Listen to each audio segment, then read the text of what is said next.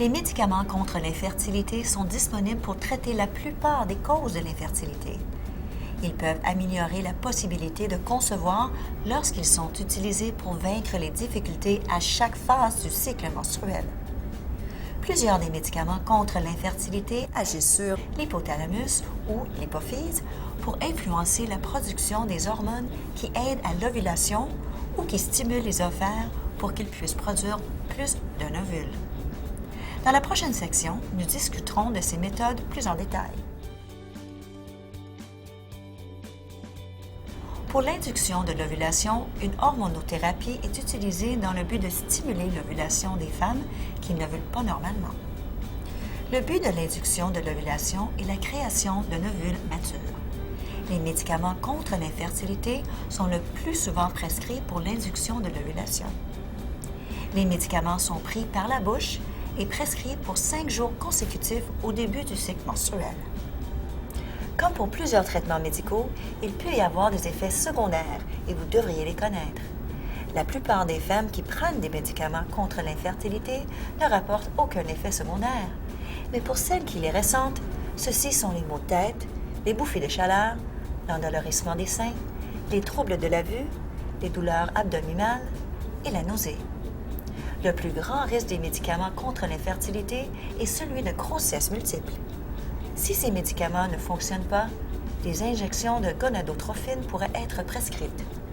Celles-ci sont des hormones qui agissent sur les ovaires ou le cerveau pour promouvoir la création d'ovules. L'induction d'ovulation peut ensuite être complétée par l'acte sexuel ou par l'insémination intra-utérine. La stimulation ovarienne est un des traitements de fertilité les plus courants. Les médicaments contre l'infertilité sont utilisés pour stimuler les ovaires. Le but est d'aider à la création de plusieurs ovules matures, au lieu de seulement un ovule, qui est la norme à chaque mois d'un cycle d'une femme, ce qui améliorera la chance d'une grossesse. La stimulation ovarienne est souvent prescrite en tandem avec des traitements d'insémination intra-utérine contrôlée ou la fécondation in vitro et d'autres types de traitements de fertilité. Voici comment tout ça se produit. La gonadotropine est une classe d'hormones, telles que la FSH ou LH, produite par le cerveau qui stimule les ovaires à produire des ovules. Les hormones nécessaires sont administrées pour plusieurs jours par injection. Chaque patiente est différente. Donc, les traitements d'injection sont soigneusement suivis par un spécialiste de fertilité pour mesurer le développement des follicules, l'augmentation du niveau d'hormones dans le sang et la paroi de l'utérus. Et que les injections soient au bon moment pour déclencher l'ovulation nécessaire à l'insémination intra-utérine. Les follicules sont régulièrement vérifiés à l'échographie pour savoir où ils en sont dans leur développement et le meilleur moment pour l'insémination. Des échantillons de sang peuvent aussi être utilisés pour décider du meilleur moment. Certains effets secondaires temporaires pourraient inclure l'inflammation du site de l'injection, des sauts d'humeur, l'endolorissement des seins, des ballonnements ou douleurs abdominales, la fatigue ou l'agitation et les maux de tête. Il y a aussi des risques associés aux médicaments qui induisent l'ovulation, y compris une augmentation des possibilités de grossesse multiples à grand nombre, telles que les triplets, et le développement de kystes de l'ovaire. Un autre risque de ce traitement est l'apparition assez rare du syndrome d'hyperstimulation ovarienne, SHO. Les symptômes de ce syndrome peuvent inclure une douleur intense au bassin, à l'abdomen, la poitrine et au mollet, nausées, diarrhée, vomissements, ballonnements, prise de poids et de la difficulté à respirer.